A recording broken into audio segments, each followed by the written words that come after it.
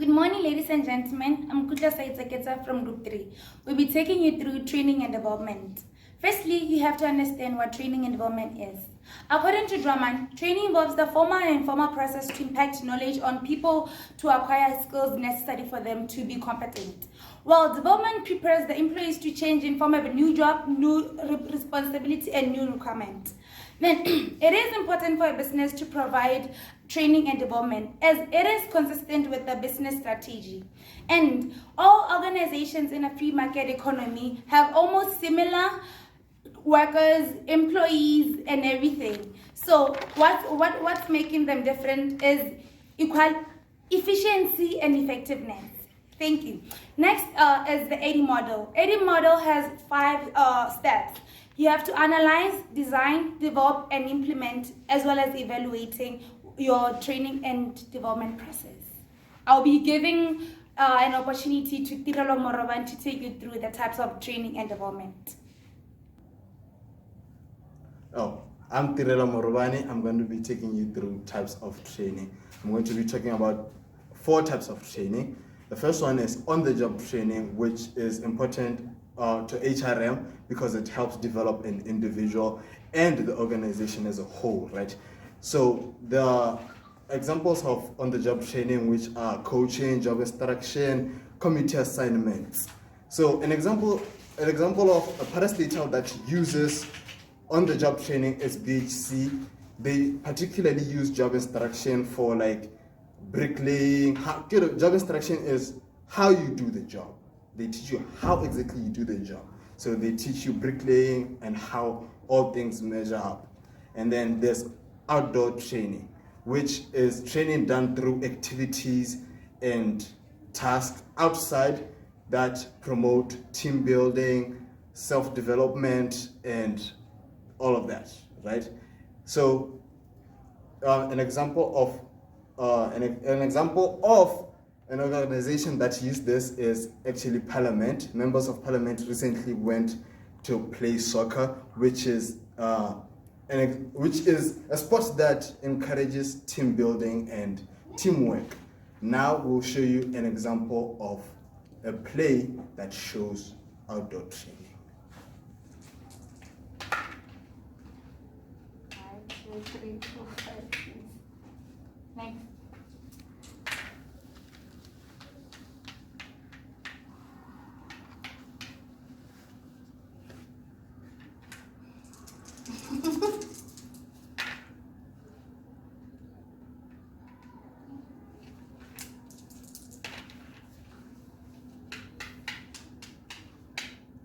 Reflecting.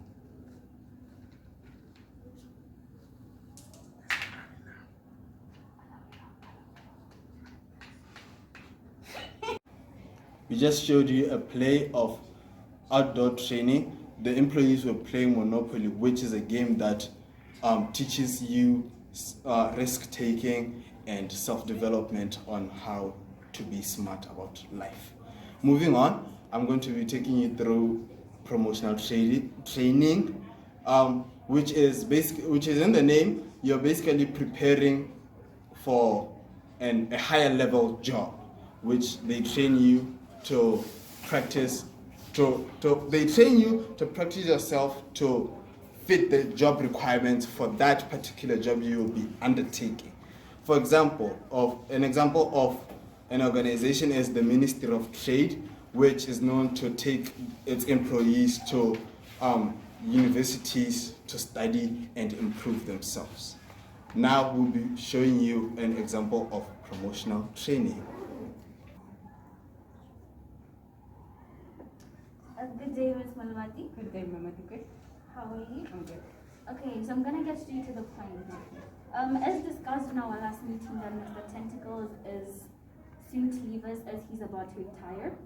I was thinking we look at our employee performance and the employees that we have and see who would be fit for the role that Mr. Tentacles had. All right. Yes, and as I was looking at our previous record as well as the performance appraisals from the past years, and Mr. Mambeda looks like the perfect candidate for the position. What do you think? I think he's good for the position. I mean, he has the suitable experience and the qualifications. So I've set him up already with an online school. He'll be going through online training. Mr. Mampere is taking part in his online training course, which improves his performance using technological trends. And lastly, I'll take you through crafts training, which is basically focusing on one skill, developing one skill. Like, for example, Inalebe is a private organization that engraves. So they teach their graphic designers to do better quality crafts and all of those woodwork they use in their products. And the main type of crafts training is apprenticeship. Thank you. Okay, good morning, people. I am Lebohang Obakit. I'll be taking you through training and importance of training and development. Basically, they're going to be improved performances and satisfaction. An employee who is more able to go through training session is more able to perform in that job. An employee who is challenged and appreciated through training opportunities is more likely to be satisfied through that job. And secondly, there's going to be reduced turnover. This means that an employee who feels valued if they're invested in is less likely to change employees. Let's take, for example, there is public company and a private company. In a public company, there's no competition, and in a private company, there's competition. This means that private companies have to be in that up game. They have to do training and develop in everyone's and so that they can beat that competitors. Thank you. Hi, good morning everybody. I'm Ndula Mohaweles and I'll be taking you through challenges brought about by training and development. Firstly, we have time. Technically, training employees consumes a lot of time. The time that employees could be investing in increasing productivity levels is used for training staff and it slacks the work progress. Secondly, cost. Training and development the staff can be too costly for the business, even if it's worth the expense. The company may be out of budget to accommodate it. And then lastly, I will be taking you through increased workload. A primary conflict that arises with employee training and development will be in the fact that job enrichment is an increase in workload. While some workers have the ability to reprioritize their time and tasks, some may initially experience difficulties in adjustment to new responsibilities. So when it's all said and done, training and development can be a challenge to companies. My name is Sifia Malebaze and I'll be taking you through the theories associated with training and development. We only picked the one that we found most relevant with what we're talking about, and this theory is equity theory. It was developed by John Stacey Adams. This theory aims to strike a balance between an employee's input and output in a workplace. In this theory, employees seek to maintain equity between what they put in the work and what they receive from it, against the perceived inputs and outputs of others. An example of this theory is when there are two employees working the same type of job and the same responsibilities, yet the other one has higher pay than the other.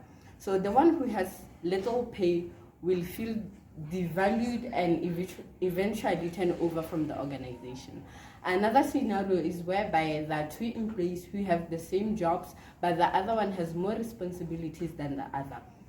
The one who has little pay with little responsibilities won't feel offended when the one with more responsibilities has higher pay. An example of an organization that uses this theory is Debswana, because the organization gives its employees an opportunity to work extra shifts on the weekends. Thank you. Good day, ladies and gentlemen. My name is Magdalene Madikwe, and I will be taking you through the implication trends of training and development.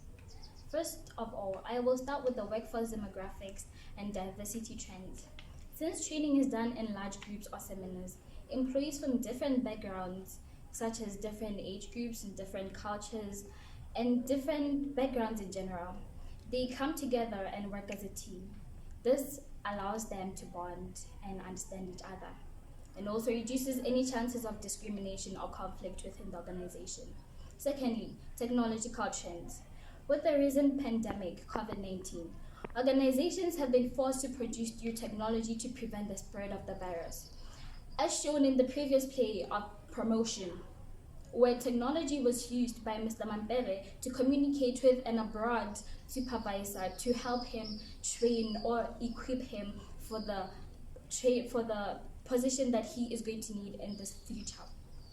Thirdly, I will finish by talking about improving performance. HR departments know the importance of keeping employees happy as well as improving their performance. Even if a company has a very good training program, if the employees feel inappreciated or feel negative towards the program, it will lead to a negative impact within the organizations, which will lead to low sales and having the customer base move to your competitors. As my colleague Sifiwa said about equity, the equity theory, that equity is all about fairness, regardless of the race, gender, or any demographic background. My colleague will come up and talk about the conclusion. This is Kutla Saipaketa coming with conclusion.